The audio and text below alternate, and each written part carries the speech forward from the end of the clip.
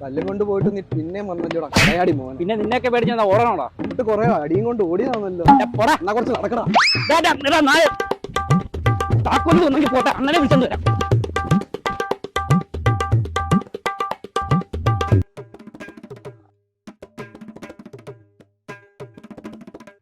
നിങ്ങളോട് മൂഞ്ചിക്കൊണ്ടിരുന്നു. അവിടെ സുരേഷ് അവനോട് ഷോ കാണിക്കുന്നു റോഡിൽ കിടന്നു.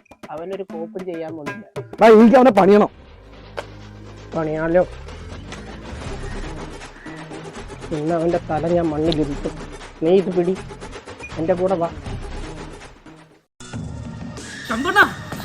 അവന്മാര് വെല്ലുവിളിച്ചിട്ട് പോയി. അവരെ പണിയണം. വാ അണ്ണാ, നമ്മുടെ വണ്ടിയുടെ താക്കോല് അവന്മാര് കൊണ്ടുപോയി.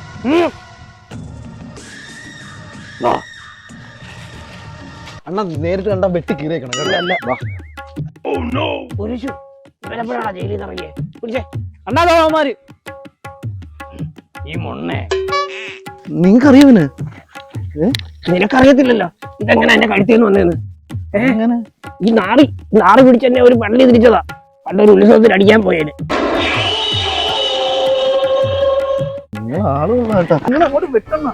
അടിക്കാടൊന്നും അല്ല വെട്ടാന്. നീ ഉമ്മ പറയുന്നേ. ആർക്കാ വെട്ടണ്ടേ? ഞാനെങ്ങനെ ചെയ്യുമെന്ന് അങ്ങനെ തോന്നുന്നുണ്ടോ? ഇവനാ ചുമനൊന്നുമല്ലോ.